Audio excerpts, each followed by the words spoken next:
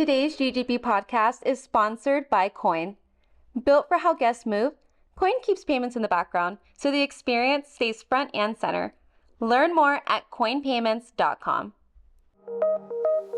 Welcome to the Global Gaming Business Podcast. My guest today is Jonathan Jossel, the CEO of the Plaza Hotel in downtown Las Vegas. And Jonathan, it's great to see you. We saw you last week at the announcement of what everybody's doing downtown, and the Plaza really has taken the lead. I think, of course, with Circa across the street, but it's really exciting what's going on down here. So thank you for having me. This is my second time on your absolutely, on your podcast. It's great to be here and.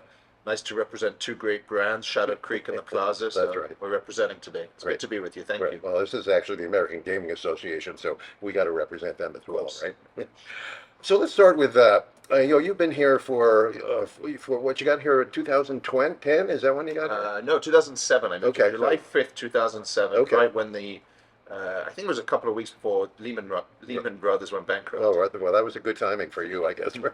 Definitely not. It was a tough ride, but it was a great experience. Sure. Well, let's talk about what you found when you got here. At that point, downtown was not as successful as it is today, and the Plaza certainly was kind of a confused property, I think. So what did you find, and how did you, what was the first things you did? Yeah, well, I came out here in 2007. I was 23 years old, and I was here to do mostly real estate. There was a small group of people led by Oscar Goodman who were really behind the revitalization of downtown Las Vegas. And those were just pretty words on a piece of paper, Sure. Revitalization of downtown Las Vegas. But what did that actually mean? And the very first day that I got here in July, I went to the downtown cocktail room, which was a great bar down in East Fremont. Right. And there's only two bars in East Fremont. Today Right. it's thriving and bustling and great energy. But back then there was Beauty Bar, which was one of our buildings, Right. and the downtown cocktail room. And I met at the bar two young guys, Michael Cornthwaite, who owned the downtown cocktail Sure. room, Yep. and Sam Cherry, who was developing high-rise buildings in downtown. And the three of us sort of sat around and said, wow, there could be something special in downtown. Yeah, sure. There was no one else down here at the time spending money or real energy behind it, Yeah. but I saw enough of a movement with some young people trying to make the area better. And there's no sugarcoating at the Plaza, the Las Vegas Club, the Westin, with the three open casinos that we had. Oh, and the Gold Spike were all in major disrepair. Right. Right. They were neglected for 2 decades, and they needed a lot of work. Right. But I recognized that there was an opportunity, and maybe it's because I didn't know what I was doing in terms of the fact that I was 23, I came Yeah, out sure, here, right. and there was just, again, an effort, but nothing tangible, that I gave it the time and the attention that it needed to make these places get to where they are today, obviously. Right. For sure. So you had all these properties here, and which one did you focus on first? So I was here doing real estate from Right. 2007 to 2014. And in those 7 years, I was lucky enough to have a couple of mentors and people that I worked with in the industry that were here. And I learned a lot about the business. So it wasn't until 2014 when I said to the then landowner, his name is Poyu Zapladovich, he's the one who had the foresight to invest in downtown Las Vegas in 2005 when no one else was. And I went to him and I said, listen, these places are being badly managed, they're doing terribly, you're losing money. Let me take over and become the CEO. Right. Let me get licensed. And I was 28 years old. And he said, you're crazy. What are you going to do with a gaming license? You're too young. And I said, well, I'm going to be here every night. I care about the business. And I've been here now. Back then it was 5 years that I'd been here. And I said, I'm committed to this. And he let me go forward and get the gaming license. I took over in August 2014. Okay. And that was really where the whole catalyst of what was my game plan began. Right. Now that I was a CEO, I wasn't just doing real estate. I'd done some real estate deals. We had sold some properties to Tony Shea prior to that. Right. But then the focus became the Westin, the Las Vegas Club, and the Plaza. We sold the Westin to Tony Shea. And as we were beginning to focus on a remodel plan for the Las Vegas Club, an opportunity came in my first 12 months of being a CEO to sell the Las Vegas Club at the time to Derek Stevens, who ultimately built Circa. And so, to answer your question, the focus became the Plaza. We have 17 acres, we have 1,000 rooms. The Plaza sits on 7 acres, so there's 10 undeveloped acres. And there was just a huge amount of opportunity because we'd just done a big remodel with the Fountainblue furniture. And the focus became entirely about the Plaza. All of our other real estate was secondary to me. It was how do we fix the Plaza and identify what are the opportunities. Right. So you just mentioned two names there that also had a lot to do with the revitalization of downtown, Derek Stevens and Tony Shea. How important were they that they threw everything into it as well? Yeah, both important for different reasons. Tony was very important because in 2010, when nobody was yet taking downtown Right. seriously, Tony came along and we were all very close and good friends. And he basically put downtown on the map in terms of awareness. He didn't actually Right. do much. Sure. I mean, he built the container park, but some of the things he was planning to do, from the tech to the residential, never materialized. It was more that he put on the map, and everyone Right. around this country and the world were Yeah, messaging sure. me saying Tony Hsieh's in downtown, and what, you working with him, and Sure. they were aware of the project of revitalizing downtown, and Right. he expedited that very, very Right. exponentially in terms of Sure. his brand and what he had done with Zappos created a lot of attention for downtown. Derek, on the other hand, came in and actually built the Yeah. first ground up casino in Sure. I think 3 decades. Yeah.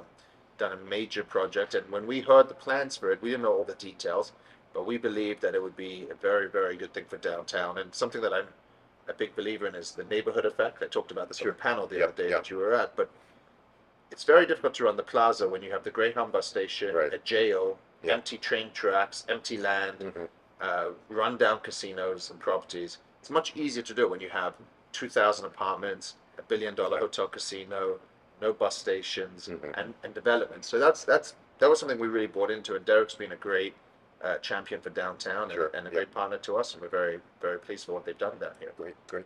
So let's talk about the plaza. What do you think is the main attraction for the plaza in terms of your customers? I think there's a lot to do down here. I think Yeah. the interesting thing about downtown was that there was always intrigue in the history. I mean, remember, the plaza sits on one main street. Right. It's the first address. Sure, right. There's history. You have the light bulbs. You have the history of the mob. You have all the movies.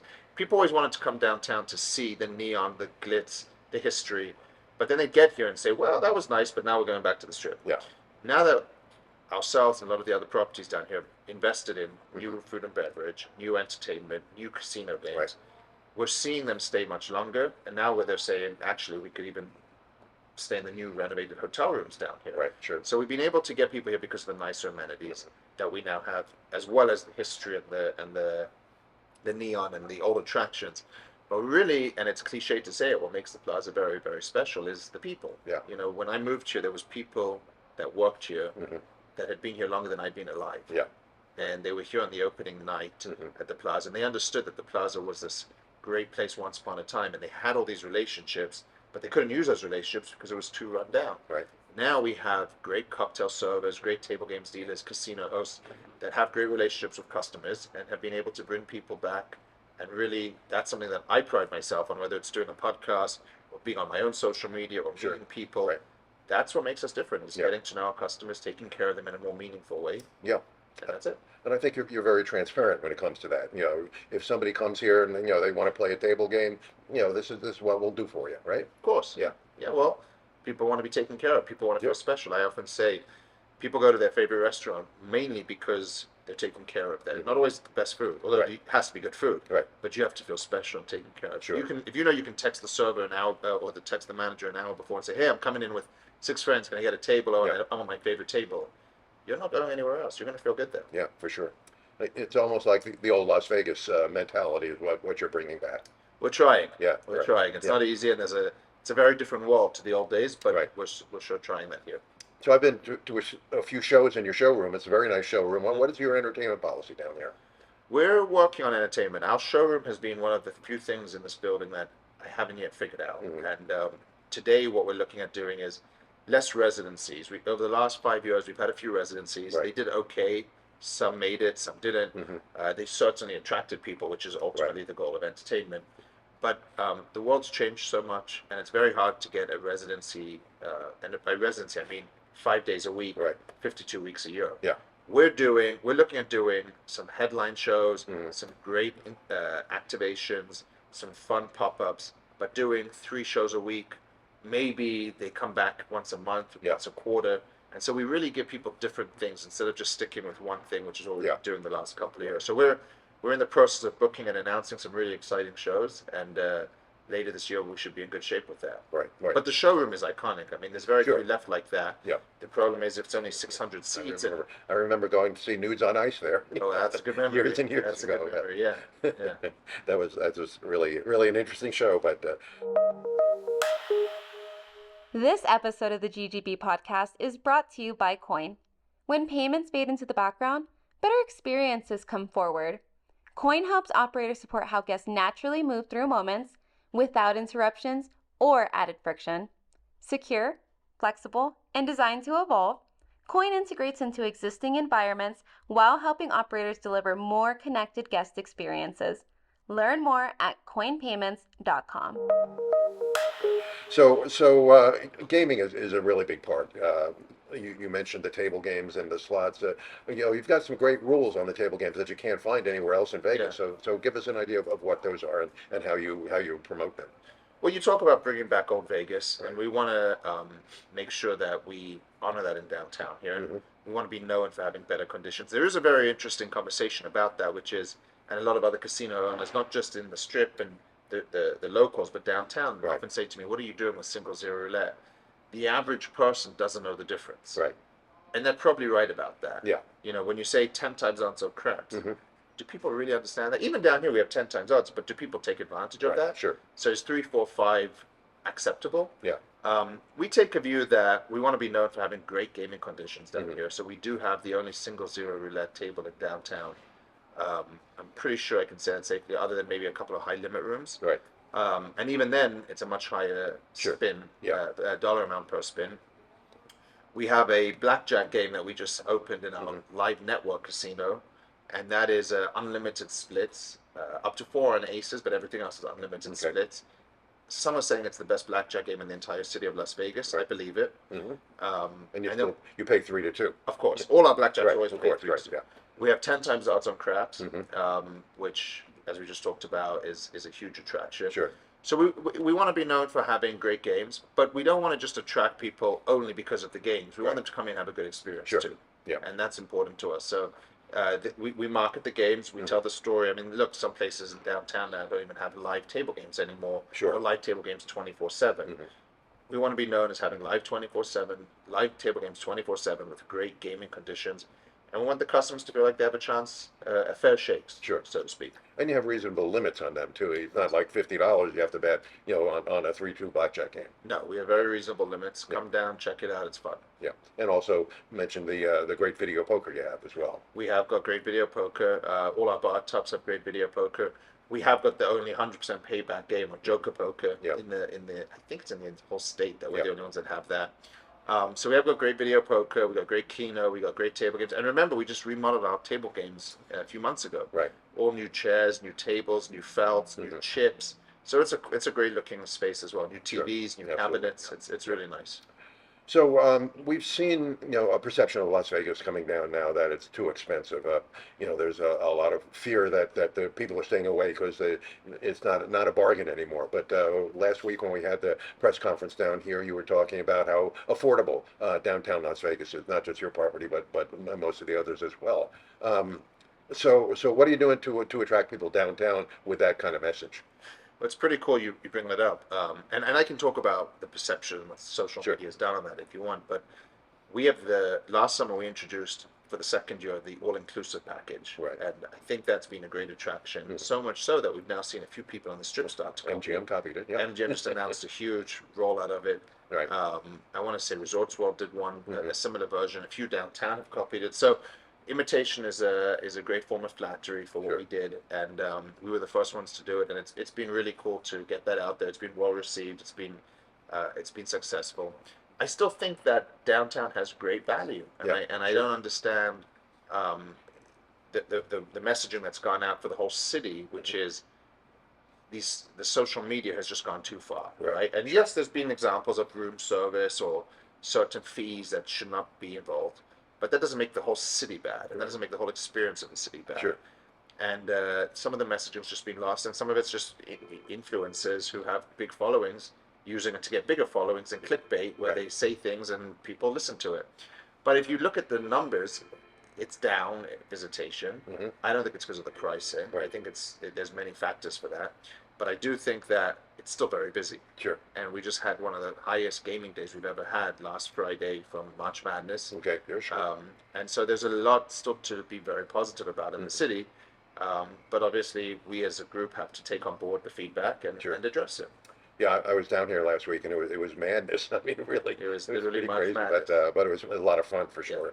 So I forget who said this at the press conference last week, but it was a really interesting stat that downtown has 5% of the hotel rooms in all of Las Vegas. I'm not sure what the number is, but we know that it's 150,000 rooms in Vegas. So do the math. But he also said 50% of the people who come to Vegas visit downtown, which I was floored with. I didn't realize it was that high. So Yeah. so you do get a lot of visitation down here. Is it that why? Because you're affordable, or just people are just curious? Well, I think the stat is that there's 5% of the hotel rooms, Right. 50% of the visitation, as you Right. just said. We get about 20 to 22 million visitors a year on the Fremont Street Right. Experience. I think what that was always just something that people looked to do, and as I said earlier, they would come there and maybe after 2 hours Sure. they'd say, "Well, I've seen enough." Now they're saying, "Wow, look at East Fremont, look at the Arts District. I can have a great meal. I can go to Oscars. I can go to one of the steakhouses on Fremont Right. Street.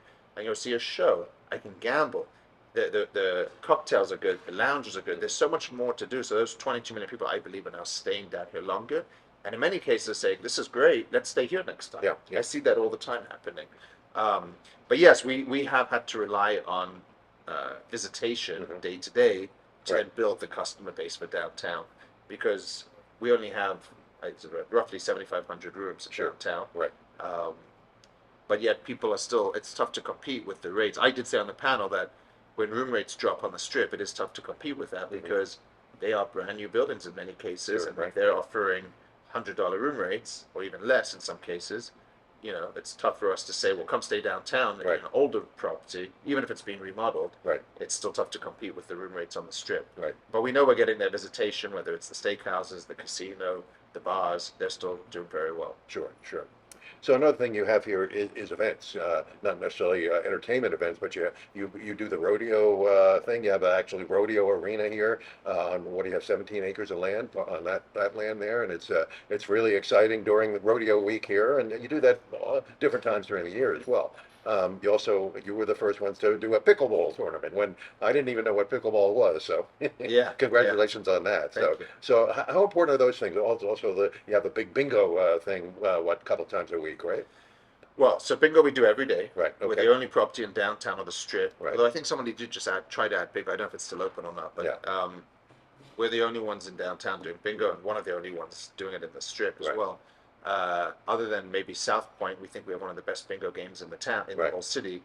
And bingo's every day. It's from 9 a.m. to 11 a.m. to 9 p.m. every odd hour, and that's every day. Yeah. And then once a month we do for 3 days what's called Super Bingo, Okay. and that's one of our biggest events of the month. Yeah. Every month we have, call it 700 to 900 players come in, play bingo. We give away $160,000. It's a great event.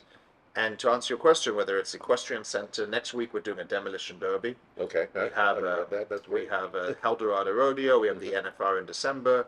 We do have pickleball courts where we do daily, weekly tournaments.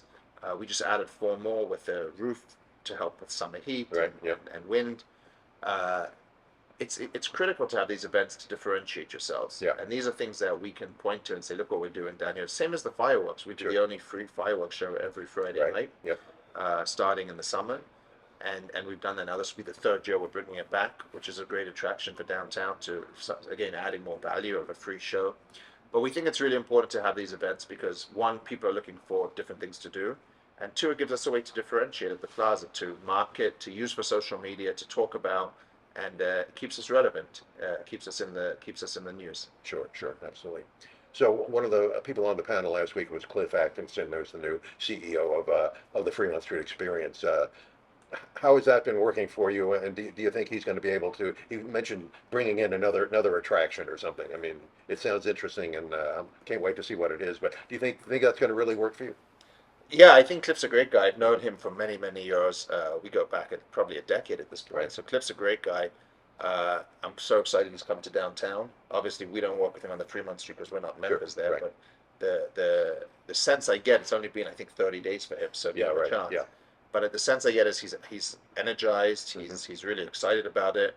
And I think he was talking about the zip line is probably 12 years old at this point. I Yeah, don't know. right. Yeah. He's talking about the opportunities of one day, what comes next, Fremont Street. What's sure. going to be the next big driver of bringing down people to downtown because maybe the zip line's run its course. I don't see the data, so I don't know that. But he's definitely thinking about the future, and that's a great thing because we need to continue to evolve as a downtown, but also for Fremont Street as a driver of tourism. Sure. To bring people to downtown. So Cliff's a great guy, and I think he's going to do a good job there. Okay, great. Well, just one more question. We just mentioned you had 17 acres of land. I mean, is there any expansion plans? At least you're thinking about it in your head, or are you going to sit tight until we get through this rough economic period? Well, I don't know that it's rough. What? It's not rough. I mean, it's down from the highs, but Yeah, sure. I did say on the panel that trees don't grow into the sky, That's and true. Las Vegas Yep. is very elastic. There will be contraction, but it will come back. So I just think it's important not to say it's rough, as Yeah. we're talking about influences, Right. calling Vegas dead.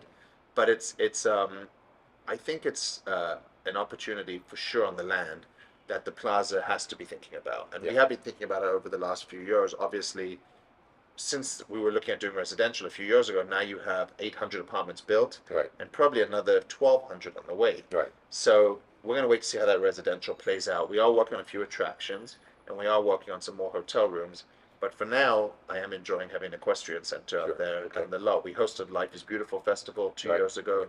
So there is some use of the land still, but finding the highest and best use is something that we are working on, and ultimately I do think is critical to the future of the plaza, because having, like I said, on the neighborhood effect, if we Sure, could build right. something spectacular next to the plaza, it will only add value to what the plaza is currently doing. So do you see the people who actually live down here now in these high rises, in some of these, even these low rise buildings, becoming your customers? All the time. Yeah. All the time. Playing bingo, coming Yeah. to Oscar Steakhouse, hanging out at the Carousel Bar. Absolutely, yeah. I get texts every Friday. We love the fireworks show. Can't Yeah. wait for next year. So yeah, we see it all the time. Great. Well, we didn't mention we're sitting here in the lounge of Oscar Steakhouse, one of the finest steakhouses in the city, in my opinion. Anyway, so thanks for hosting us here, and thanks for taking the That's time it? to sit with us. Yeah, that's it. Appreciate it. Yeah, you're welcome. Oscar's is great. If you haven't been down here, come check it out. It's the best hamburger in the whole city as well. Yeah, As well as absolutely. great steaks. Yeah, great. Thanks for joining us. Thank you. Appreciate you. Absolutely. Thanks for tuning into the GGB podcast, sponsored by Coin. Designed to integrate with existing operations, Coin helps operators support today's guests and tomorrow's expectations. Visit coinpayments.com to learn more.